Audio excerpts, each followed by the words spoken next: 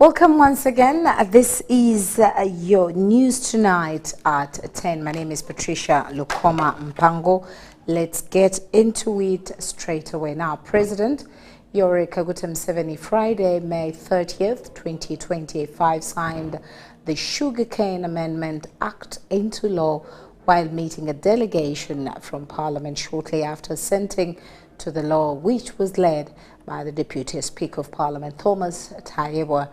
The President thanked the leadership of the August House for their active involvement in this matter. Mr. Museveni also had a productive discussion with sugarcane farmers and millers, during which he outlined a strategic plan to enhance the growth of the sugar industry across the country. The Sugarcane Amendment Bill 2023 was passed by Parliament in April 2024, and now its enactment means Uganda's sugarcane growers will have some sense of relief in line with dealing with exploitation. The questions are finished. I am now satisfied that because you see, you people, if you don't want to kill this industry, you should all cooperate, because if you don't cooperate, the sugar factories will collapse, and once they collapse, even you farmers will have nowhere to sell the sugar. But also, it is not good for the sugar processors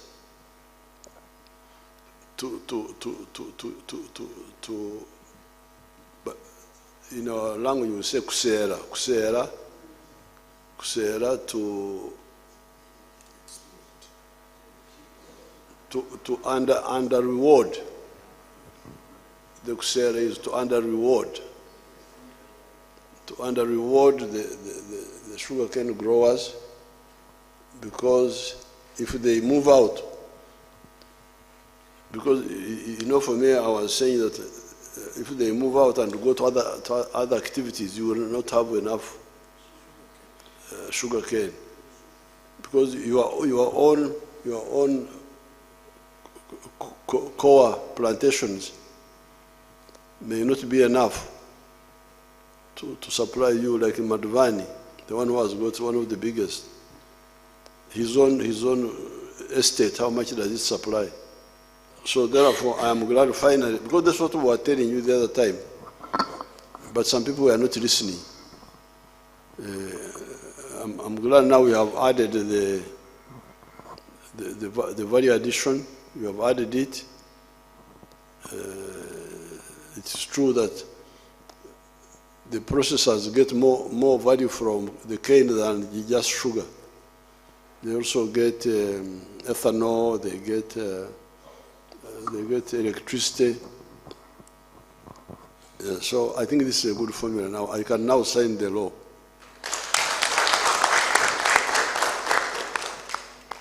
Now, finally, even with this formula, because you remember, I've got my banaku. My banaku of 2 acres per family. Banaku are the poor people. Luchan, Luotiekan, Poyo, Luchan. So the poor people of 2 acres, please, even with this formula, how much will I get per acre? The permanent secretary is responsible for the trade. What her represent?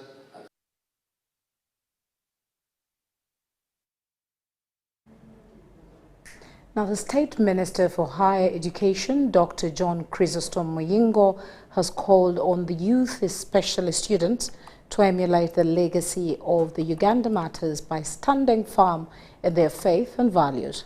He made the remarks during the first ever National Schools pilgrimage held at Uganda Matters Catholic Shrine, Namgongo.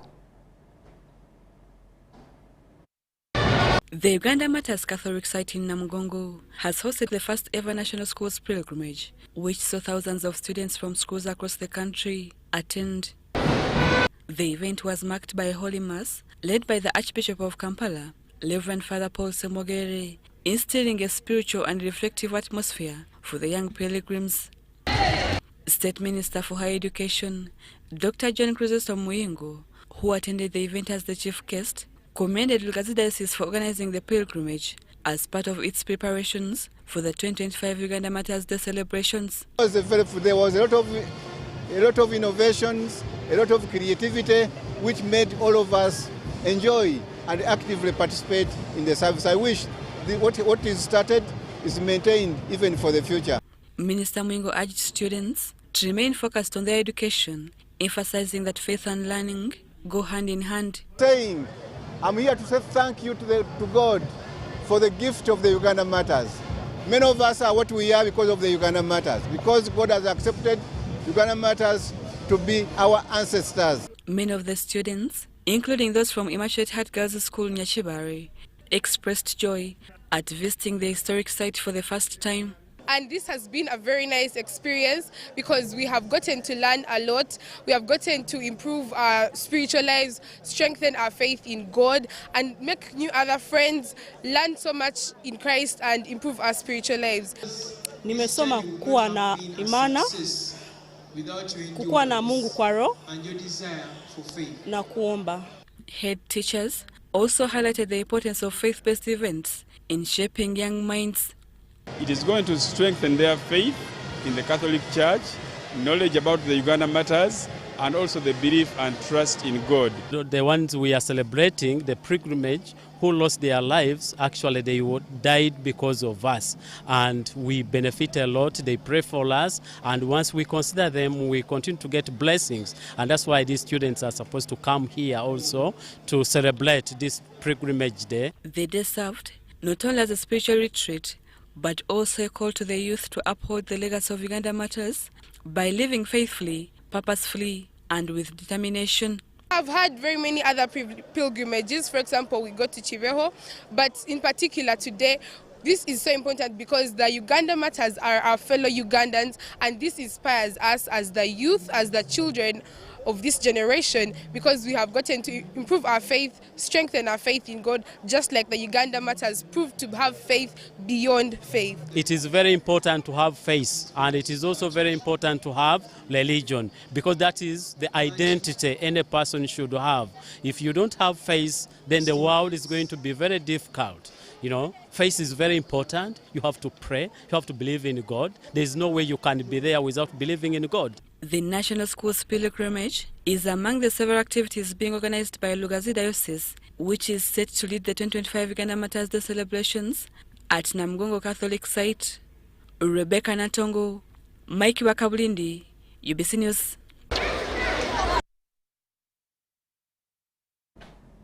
Now, pilgrims from the Diocese of Lango and West Nile have arrived at St. Peter's Cow, Naguru, for a retreat as they wait to proceed to the Anglican Shrine on the 1st of June 2025. The pilgrims have been received by the Minister for Gender, Labour and Social Development, Betty Amonge, who hailed them for their selfless actions and walking in the way of the Lord.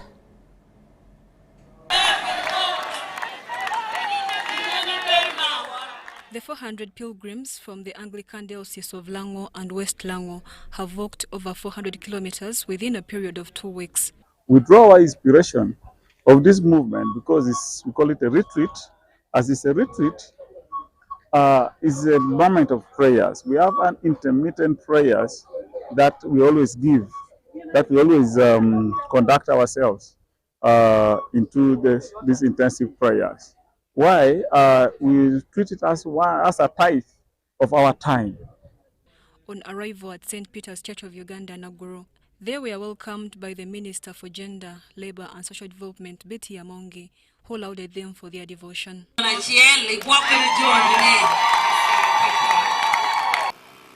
puyu me jale me chane me moko ni yewu me wotitienu me biru kuogoba.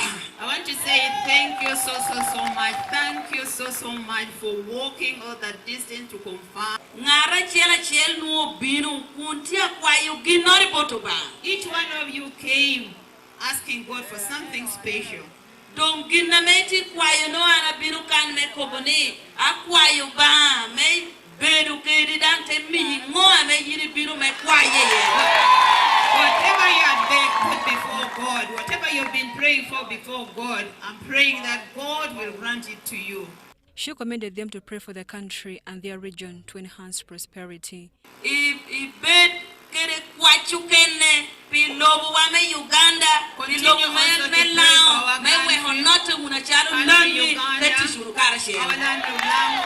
So that together we can continue to develop. Kaunu ibira me iti kere peho maro kere ngatoro itunu do koka na leng ukobi ubedu cha me miro team kisha. If you have any problem with anybody, this is the time to set free yourself.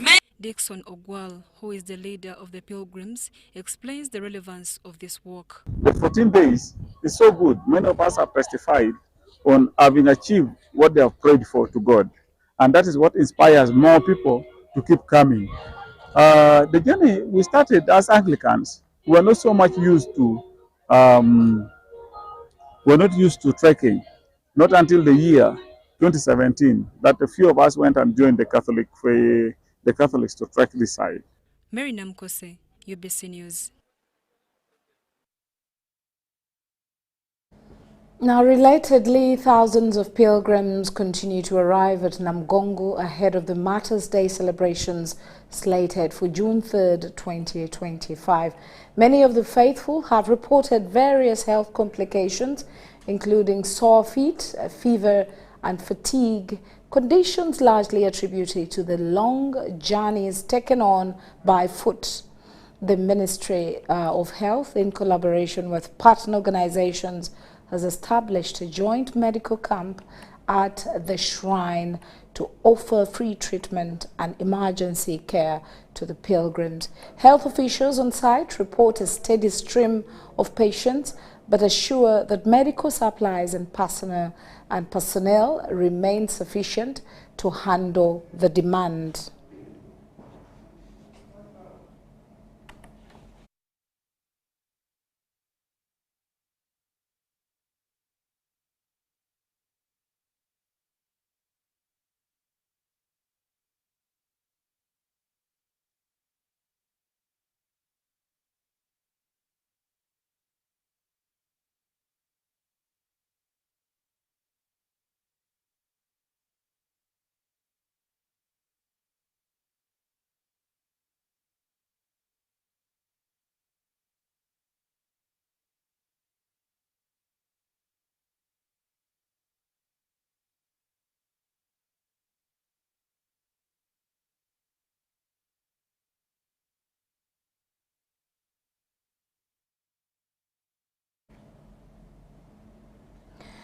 Now, Uganda has advanced the nomination of Kibiro salt-producing village and the geometric rock art of the Lake Victoria region for UNESCO World Heritage status following a landmark workshop in Entebbe.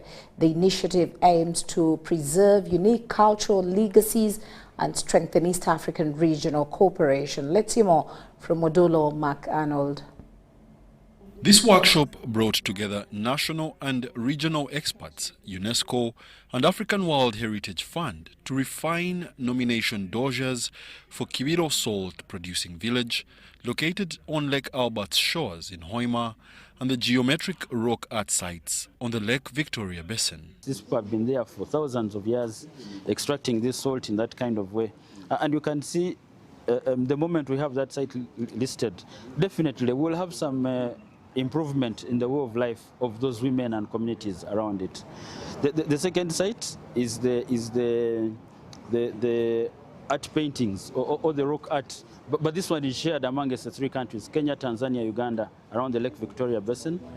And of course, it's also important that we protect this art, these writings that have been there for thousands of years. Uganda's 3 current World Heritage Sites, Bwindi Impenetrable Park, Rwenzori Mountains and the Kasubi Tombs, reflect the nation's commitment to conservation. Usually we look at those attributes following the UNESCO operational guidelines, which are usually updated every year. And with our expertise, we are able to look at the attributes, the culture attributes, the educational values, the tourism values, the scientific values, and the culture values to check those culture values or whatever values of outstanding. The new nominations follow rigorous UNESCO requirements, including robust management plans and new legal protections under Uganda's Museums and Monuments Act 12. The result of this workshop would be not only the review of the dossier, but an action plan, a roadmap towards the nomination, so that in February, when we submit the nomination dossier, we make sure since now that we have all the steps until the nomination. Africa holds only 12% of all World Heritage properties, yet 32% of the sites on the World Heritage properties on the danger list are on the continent, underscoring the urgency for more recognition and protection of Africa's heritage. Wadulo Arnold Mark, UBC News, in Entebbe. Thank you very much there, Mark. Now, Christian professionals in the country have vowed to unite and advocate for the rights of the most vulnerable people in the country. The Christian professionals were meeting at Namirembe Church of Uganda premises in Kampala. Organized by the Uganda Joint Christian Council and Stretch for Hope Uganda. The meeting attracted Christian professionals, including lawyers, who were urged to use their professions to speak for the vulnerable, who have no courage to speak for themselves. You have a grasp of what the situation is, concepts and all that, you're able to present your case to the best of your ability, carrying the Christian perspective of the Christ perspective of what would Christ do. And remember how Christ challenged the Pharisees on several occasions. He did not let the status quo remain. He banged the tables. He turned the tables the same kind of way, but without abusing people. Francis Nyakojo, a legal expert from the Uganda Christian Lawyers Fraternity, says silence is never the solution to the challenges the vulnerable people in society face. This is the reality of Uganda currently. A lot is happening. A lot is going and swept under the table. And we are very silent about it. There are several contributing factors like poverty, which push people in vulnerable situations. We share typical desires for life. According to Robert Okot, a senior consultant on policy, dealing with these factors requires effective policies. Therefore, policymakers must always ensure that measures are put in place to overcome the obstacles or the things that put these people in vulnerable situations. Christian professionals who have attended this meeting are confident that their advocacy will have impact to the society. And so the question is, how do we get different professionals involved, especially lawyers, in advocating? So one of the key things that came out strongly is that law is not a business. Law is about helping people. Yes, in the process of helping people, you may make some money. That came out strongly. Diano Olwen Peters, UBC News. In the health sector, patients seeking X-ray services at Soroti Regional Referral Hospital have been relieved of the burden of high costs and long travel distances following the procurement of a new X-ray machine worth 600 million shillings by the Ministry of Tesoro Affairs. For the past 7 years, patients were forced to either travel long distances to Mbale Regional Referral Hospital or incur high expenses at private health facilities after the hospital's previous X-ray machine broke down. Patients from Teso, Karamoja and Lango sub-region seeking for X-ray services at Soroti Regional Referral Hospital will no longer travel to Mbale Regional Referral Hospital or private health facilities following the procurement of a new X-ray machine by the Ministry of Health Affairs. That is why you saw I was putting a lot of pressure, because we were losing that money. And every time we lost it, that meant the following year we had to decide our budget minus 600 million. And for Ministry of Health Affairs, I can assure you, 600 million is a lot of money. But I was determined that this X-ray machine must come here. Now we have the X-ray machine. It has taken long. We came here in May 2022, and then we handed you over a dummy check. We expected this machine to have been bought by 2022. But because of your internal politics in the hospital, it is what dragged this process. The newly digitalized machine, capable of handling up to 30 patients daily, was acquired to replace the previous one, which had been out of service for 7 years. We work on you, we don't have to use the darkroom to process images. When we work on the patient, we process immediately and the patient goes away with their film. So this one makes the waiting time short, the patient doesn't have to delay. Also, as the workers, it eases our work. During the handover, Jonathan Ebwalo, the Member of Parliament for Soroti West in Soroti City, cautioned the hospital leadership against imposing charges on patients seeking for X-ray services. But I have a problem with the CT scan. Last week, one of my persons was brought here. He didn't have the money. They told him the machine was broken down. I told him, I'm going to send you money. When I sent him money, they scanned him. 200,000. We don't need to do that. The NRM government is the only government in the whole of Africa now where primary health care is given free of charge. It's the only. In every other country, you now pay for even primary health care.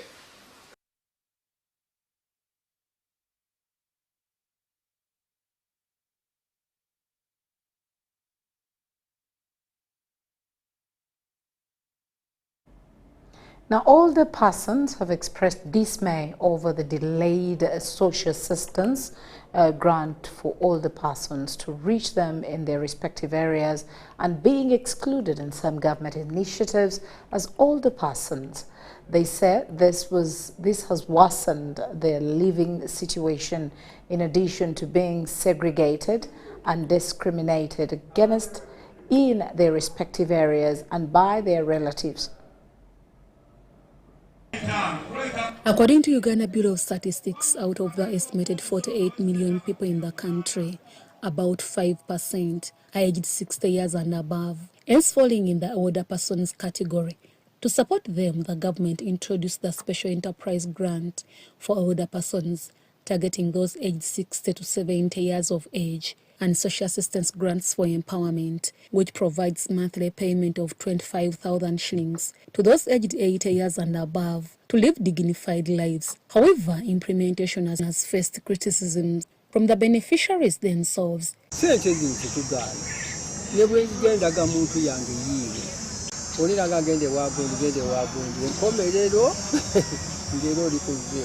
Although Article 21 and 32 of the Constitution of Uganda addresses affirmative action for marginalized groups and equity and non-discrimination, however, this is hard towards older persons.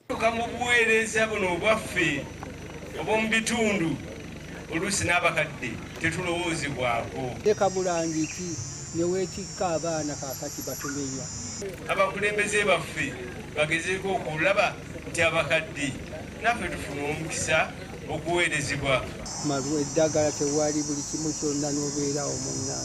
Non-government organizations supporting older persons have echoed similar fluctuations faced by the older persons. They find it hard to get the treatment they need. That's the time their bodies are very weak and they have many sicknesses that they face. But the treatment is quite costly. But this person is sick, under palliation. The bank will say, no, you can bring that person to the bank and he signs, then we can dispose of the money. But what could be the cause of some of the challenges faced by the older persons? In regard to accessing government projects, Actually, the government has to provide some transport, and you may find that they can't even walk. Some you may find that we are giving out that money, they're in hospitals, and they can't even come by themselves. Despite these hurdles, efforts by the government to support older persons continue. As Maria Wasagali, Commissioner from the Equal Opportunities Commission, explains, older people themselves should not be thinking to staying idle. They should work, especially those who are still energetic. Look at yourself as an asset, very productive, generating a lot of work. However, Wasagali expressed the need for policymakers to always engage older persons in coming up with policies aimed at addressing their concerns. The budget for the elderly and ensure that all policies, laws, guidelines which we make are favoring and benefiting the elderly. But more so, the elderly should be involved, not to decide for them. Elderly should bring out their issues. These concerns were raised during the health camp for older persons held in Busika Town Council, serving residents from areas of Bugema, Kamira, Kalagala, Zirobwe, Vumba, Luchamu, Kalungu, Namulonga and Wobulenzi. Christine Alidechi, Archbishop Emeritus of the Adventist Church and Patron Accord, explains why they had to come up with a medical camp for elder persons. You have to plan when you are not aged. You have to do some exercises. You have to walk. You have to run. You have to keep your body healthy. And again, you have to eat balanced meal. Together we can build a society where aging is not feared, but celebrated, where our elders are not sidelined. Deborah Namamonde, UBC News.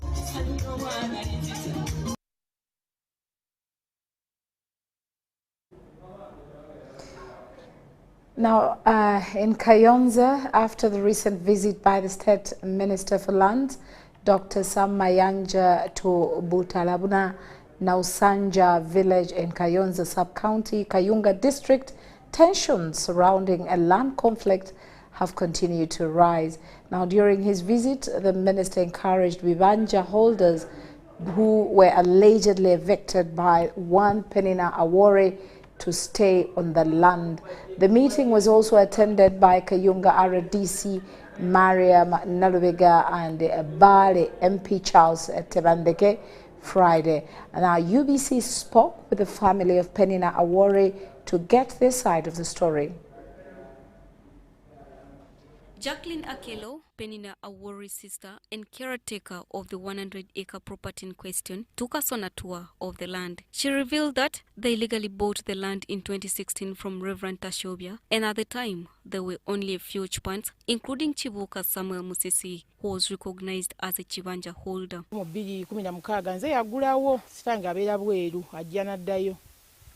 So twajja ne tulambula nga tewali muntu ne tugula. Twasanga omwami bwayita Kalinya yekka nga yakuuma kuba twajja ne nanyini ttaka bamuyita Reverend Tashobya abeera Mukono.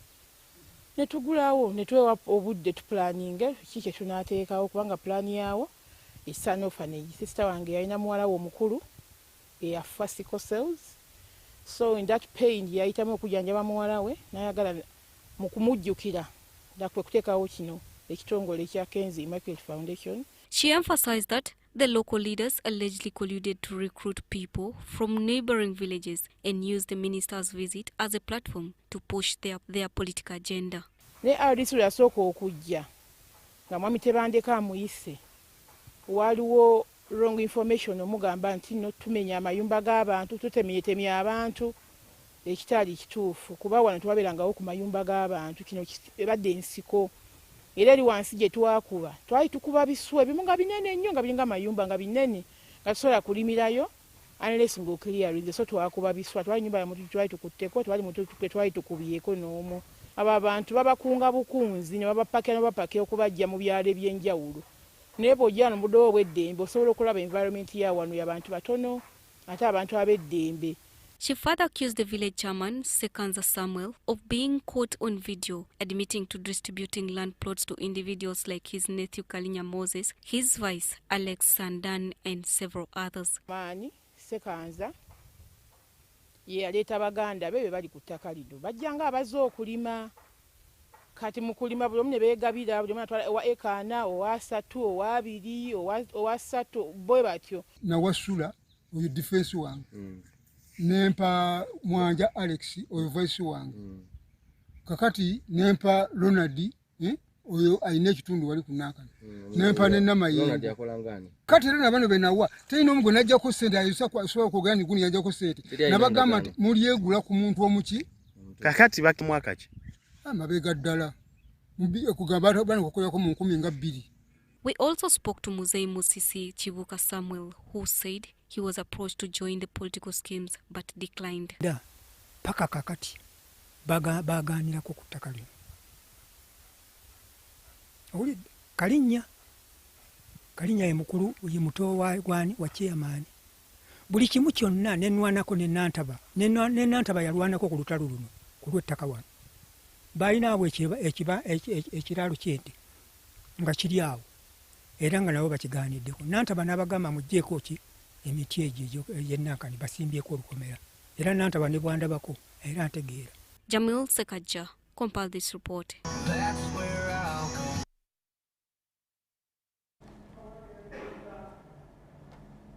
Now, the principal immigration officer at the Ministry of Internal Affairs, Gilbert Kabuzire, has called on stakeholders to join hands in supporting better migration management programs implemented by the British Council in the fight against human trafficking and migration.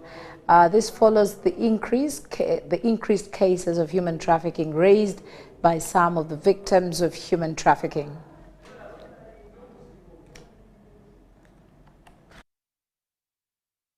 Uganda is a home to one of the youngest and fast-growing populations globally. Each year, approximately 700,000 youth enter labor market, yet only 75,000 new jobs are created, leaving a significant employment gap. This mismatch drives high levels of youth unemployment, pushing many into irregular migration pathways in search of better livelihoods, which in turn fuels human trafficking. Have very many people who have been trafficked by friends, mostly friends. Yeah, they deceive us. There are jobs, there's something good happening the other side of the country, and when you reach there, you find something else. However, to address this, the British Council, with the support from the EU and German cooperation, came up with better alternative measures. For example, better migration management program that trains on hands-on skills in order to support the vulnerable and returnees. Looking at enterprise for young people, building their skills, helping them to actually transfer those skills to other young people, so it has a very heavy cascade element attached to it as a program. And then we're also trying to support identification. So by raising awareness in communities, we are also raising the possibility of identifying where trafficking is happening, where unsafe migration is happening. Brian Mayanja, one of the returnees and beneficiaries of the program, explains his story of how he spent over 8 million on getting to Dubai while looking for a job, but ended up losing the little hard-earned money to thieves on his return to Uganda. I used a lot of money which I would have used here at home to make something that would have contributed positively to my life. Mayanja's story later changed after he joined one of the projects introduced by the British Council to learn hands-on skills. We're able to get skills on how to start up new projects, and even through the entrepreneurship skills trainings, we are able to start up the social action plans, and right now we are making liquid soap, bar soap, and so far we are making money. Kevin Alimo is another returnee from Saudi Arabia. Government should come up with the strict laws on these companies who are taking people outside the country, to come up with a mechanism of tracing the people who are going out on their destinations, where they are and how they are living, and the working conditions from there. Kazubire commended the British Council for the work they are doing and pledged continuous government support in ending human trafficking. Collaboration between government and stakeholders, including our civil society organizations, remains an example for others to emulate. We have collectively made efforts to make collaboration work, and for this, I thank you. The BMM program was introduced by the British Council to support migrants and the underprivileged, aimed at reducing vulnerabilities to human trafficking, strengthening institutional capacity, supporting victims, and addressing the broader socioeconomic drivers behind trafficking. So far, they have reached out to the districts of Bushenyi, Mpigi, and Kapchora. Charity Marion Imnat and Robert Katamba for UBC News. Well, thank you very much there, Charity. Now, the Chabazinga of Busoga, Wilberforce Governor Nadiope IV, has asked stakeholders in the education sector to champion the initiative intended to address the rising cases of child marriage and teenage pregnancies. The initiative, codename Men Are the Pillars, is intended to tackle the key drivers of teenage pregnancy and a vice that's threatening Busoga region and the country at large.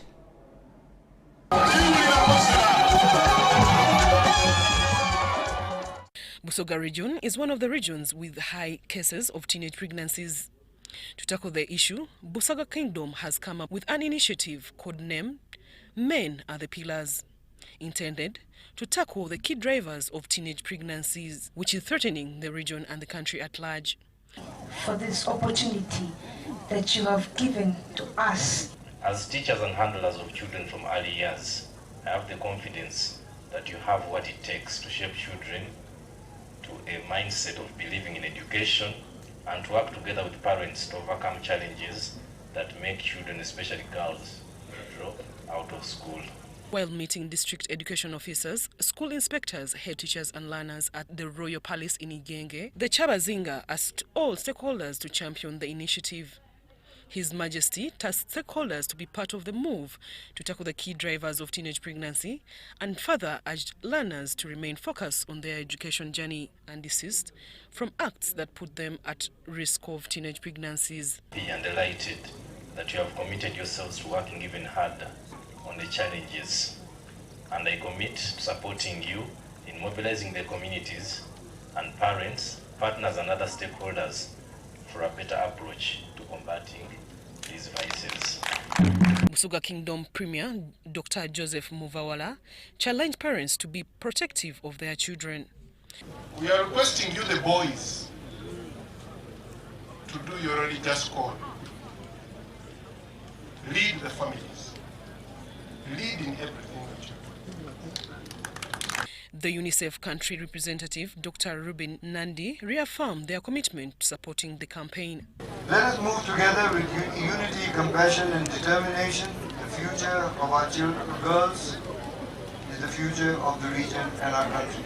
As head teachers, we want to pledge that we shall be in position to provide whatever necessities that is required to make sure that the students remain in school. We have committed to play our role. Chabazinga of Busoga, Wilberforce Governor Nadiope IV, was recently appointed the UNIFAS Goodwill Ambassador to lead the fight against teenage pregnancy in the country.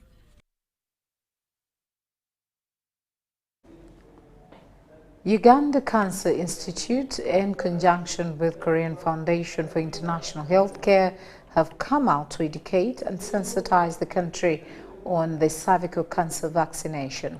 Cervical cancer is a leading killer cancer in Uganda, followed by breast cancer. This cancer spread is caused by abnormal multiplications of dead cells through a sexually transmitted infection called human papilloma virus. Now, every female of 10 and above years is encouraged to go to any health care facility for cancer screening to avoid late complications and early preventions.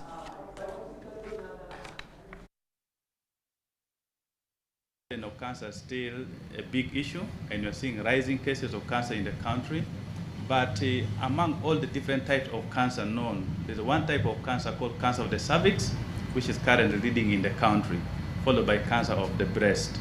So when you look at in terms of the burden to guide focus on intervention, these two cancers I mentioned, they make about half of the cancer burden in the country.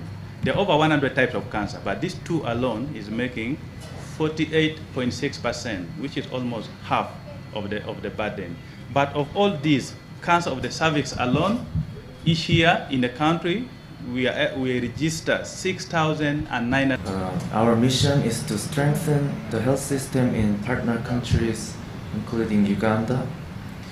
In Uganda, our mission started in 2017. Since then, we have been actively working with Ministry of Health and the other affiliated institutions and the district local government to improve the health and well-being of the people of Uganda. So currently, COFI supports Uganda's health sector with around 10 billion Ugandan shillings annually, and we are implementing 5 major projects focusing on the areas such as cancer control, like you mentioned, and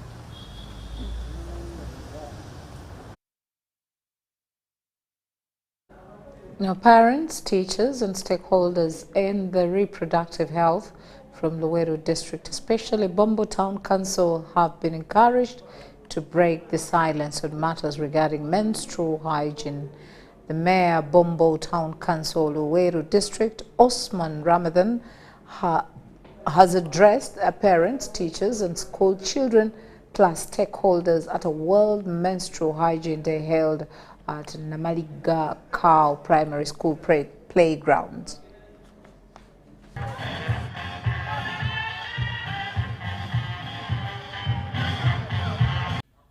The increasing cases of girls dropping out of school in Luweero District, especially in Bombo Town Council, is alleged to be a result of little menstrual hygiene, according to political leaders in the area.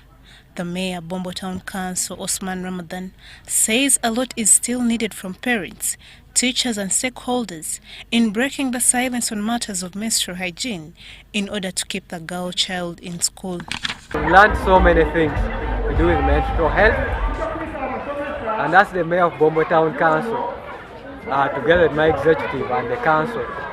And this we are going to discuss and see how we can allocate at least a budget to supporting this issue of menstrual health, to see that our children can benefit from this program and see that at least we can have very healthy children as part of our contribution to girl-child education. Osman Ramadan was at Namalili Church of Uganda Primary School playgrounds in Bombo at the commemoration of World Menstrual Hygiene Day organized by AFRA agencies. Luweero District Inspector of Schools Sarah Nakato emphasized the need for teachers, non-government organizations among others, to train learners how to use reusable sanitary pads. She also encouraged parents to fully own responsibilities of the importance of proper menstrual hygiene to avoid diseases. I've picked from AFRA. They talked about management, menstrual hygiene management. Hygiene mu biseera byaffe eby'ensonga kintu kikulu nnyo. I think it is, I don't just think, it is every parent's responsibility to take their children through whatever happens in the menstrual period. Project Coordinator AFRA Agencies Sula Chibida says their main objective is to improve attendance and academic performance of girls by tackling key obstacles to menstrual hygiene management. So when we go in the schools, we liaise with the teachers and work together to make sure that menstruation is well understood, the girls manage their menses, and also we establish hygienic conditions in the schools.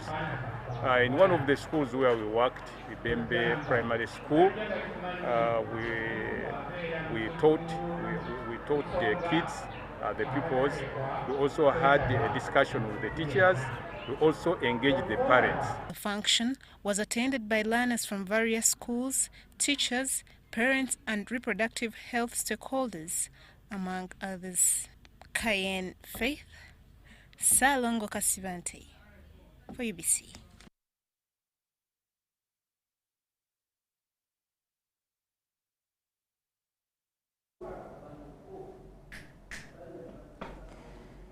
Now, children with cerebral palsy, that is CP in Uganda, continue to face barriers in education, especially during the national examinations, due to lack of specialized support that addresses their unique needs. Let's hear more from Wadulo McArnold. Cerebral Palsy Network Association, USPINA has held a training workshop equipping its board and staff with advocacy skills to better engage government on CP-related issues. So we think at the end of the day of this training or meeting, the leaders and the staff of USPINA will do it in an effective way and in a meaningful way to make sure that the issues of children and youth with cerebral palsy are met by the government, are met by other stakeholders and partners, to see that nobody is left behind. The workshop emphasized advocacy skills and the need for policy changes to ensure that people living with cerebral palsy are not treated as a generalized disability group, especially for the pupils during critical assessments like national exams.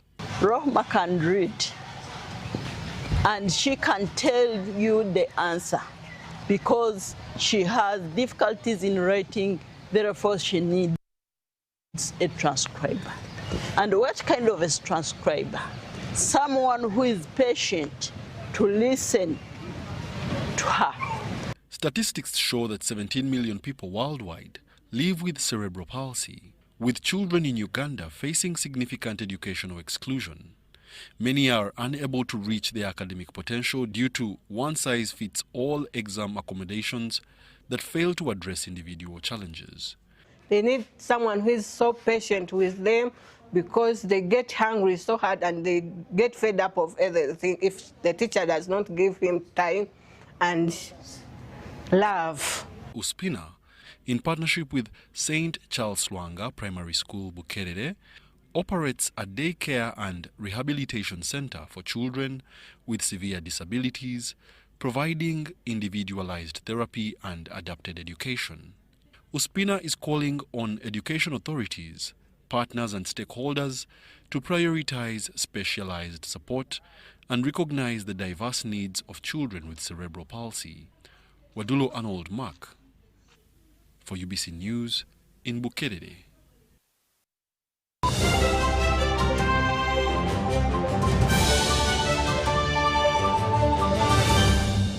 Brought to you by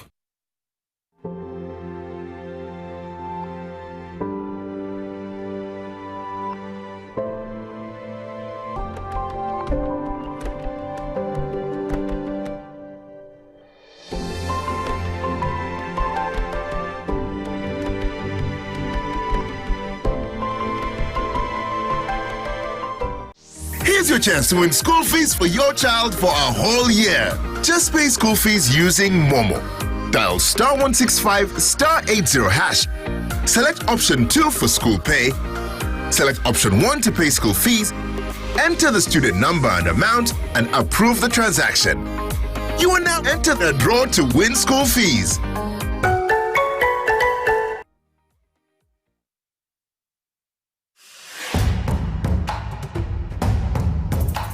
I got to learn about the Powerball through the website www.nationallottery.go.ug. Played Powerball tickets worth 5,000, used an option of Quick Pick, and that's how I was able to be the lucky one to win 35 million. I checked my tickets online and I found out that I had winning numbers. The feeling was incredible and full of excitement. I would advise everyone who is 18 and above that whatever you're seeing here exemplifies reality. And I want to take this opportunity to thank Uganda National Lottery for bringing us this opportunity to win millions. Uganda National Lottery. Dream, play, win. Are you a woman with a small-scale business with a dream of growing it to another level? The GROW Project is here to support you in realizing your dream. The GROW Project is a government initiative implemented by the Ministry of Gender, Labour and Social Development and Private Sector Foundation Uganda with support from the World Bank. We support women-owned businesses across the country to gain hands-on and business management skills through training within your location, business financing through grants and affordable loans, and infrastructure in your areas of operation to enable you to increase your productivity. If you have a business that makes sales of up to 800,000 Uganda shillings per month, the GROW Project has the tools and resources to help you succeed. For more information, contact your district or city GROW focal person or call our toll-free line on 0800 307 777 to learn more about how you can benefit from the GROW Project's services. The GROW Project, empowering women economically, transforming communities. This is a short story about you. No, I don't mean that this is you. No, this is not you. This is me. Of course, this can't be you. This can't be you because you think these things of touring Uganda are for rich people. You think these touring things are for people celebrating anniversaries. This can't be you. Because you think to enjoy wildlife, you have to first put in a leave request at work. Chimpanzees are just a 30-minute boat ride from Entebbe. And you get a chance to feed, name a chimpanzee, or even adopt a chimpanzee. You can even actually use this as a rehearsal to see if you can really provide food for another living thing. God gave us a beautiful country on a budget. We don't have to fly there, we are already here. This is ours, uniquely ours.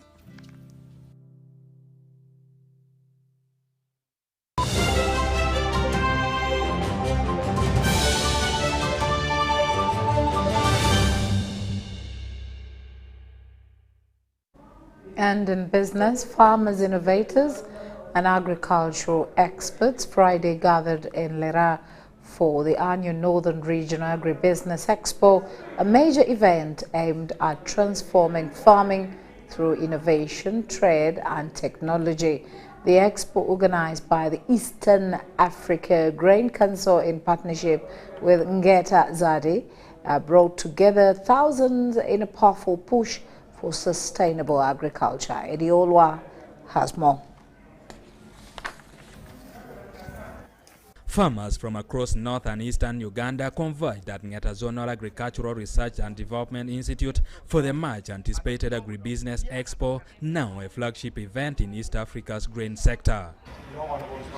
With over 18 exhibitors on site, including seed companies, machinery suppliers and financial institutions, the expo showcased real solutions for farmers, from digital platforms and post-harvest technologies to improve seed varieties and climate-smart practices. And this is a bold step forward in answering the call to transform agriculture from subsistence to commercial enterprise. Held under the theme Fostering Wealth Creation, Resilience and Sustainable Agriculture, the event also gave special focus to young agripreneurs and women-led agribusinesses with a dedicated pavilion showcasing cutting-edge innovations. We are promoting clean commodities which are tradable, both nationally and also regionally and internationally. When you plant your soybean, when the soil is too wet, automatically it will not germinate because... The expo also featured hands-on farmer training clinics, policy dialogue on cross-border grain trade, and exhibitions promoting harmonized standards and value addition, all aimed at boosting productivity and incomes. We have been crying as a country on the issues of aflatoxins, but if you moved around, we see all the agencies, both those handling certification, standards, post-harvest handling. So I feel that all these technologies, if incorporated into the system of agricultural production, would address issues of quality. So far, I can say we cannot trace the quantity of grain that is produced because there are so many players that are coming in and out unregulated. So that becomes a challenge. We now need to work out a way of tracing how much we are producing and in what quality. so that that information can help improve on planning. So through this kind of partnership, you have seen quite a number of pathways through which we can disseminate technologies have been made to come and learn. It is a movement towards modern, connected grain sector across East Africa.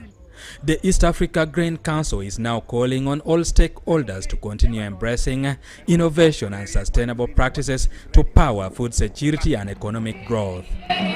Edi Olwa, UBC News. Now, lastly, Absa Bank Uganda has rolled out a new customer campaign, Play Your Cards Right, which will reward 14 lucky winners with cash prizes totaling to 200 million shillings, running from June to August 2025. The campaign is open to all Absa debit and credit card holders.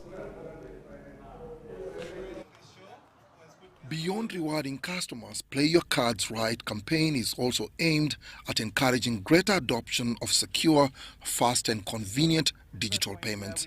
Each monthly winner will receive 10 million shillings split between debit and credit card usage, making a total monthly prize pool of 40 million shillings. Play Your Cards Right is a campaign of celebrating this progress, but also reflecting that the journey we are on and digital banking will be rewarding you for every time you transact, and I would urge you to continue transacting with our customers. And let's create a new journey together. I look forward to hearing stories of winning, of stories of triumph, stories that will be changed by this campaign. And I must tell you, just simply play your cards right, and that 10 or the 40 million shillings could be yours. In the recent years, credit and debit card usage has increased exponentially in Uganda, a trend driven by the modern customers' evolving and increasingly digital lifestyle. As a bank, convenience has become a lifestyle. As a customer, wherever you are, you want to be able to transact in a simple way possible. And at Absa, we know that this customer who is in today's world demands a few things from us. We want to give them banking which is effortless, which is convenient, affordable wherever they are. According to the Bank of Uganda's 2023 Financial Stability Report, the value of debit card transactions reached 561.5 billion shillings with over 3.8 million active debit card users.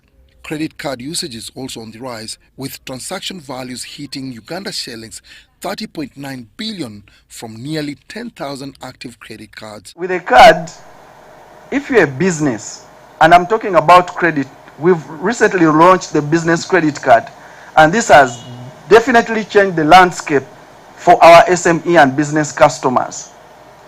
They no longer need to use their little cash to make the daily payments. As of December 2024, Absa Bank Uganda recorded an 18.5% growth in card payment volume, outperforming the market average of 11%. Dennis Gore for UBC Business.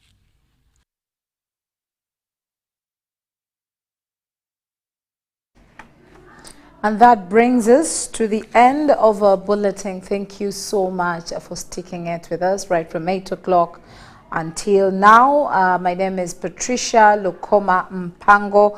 Right now, as we sign out, we are leaving you we are handing you over to Ntungamo. There's a live feed where the State Minister for Youth and Children Affairs, Baram Barugahara, is engaging the youth there in a youth wake-up call rally aimed at evaluating and sensitizing the different government programs that have been catered for in Ntungamo. Well, bye-bye. Cameraman, focusing on Mubantwao. Cameraman, focusing on Bantwao. Kale, Hurida. Abena Mutumba. Ona Somola Batasola. Asomola Nasomola.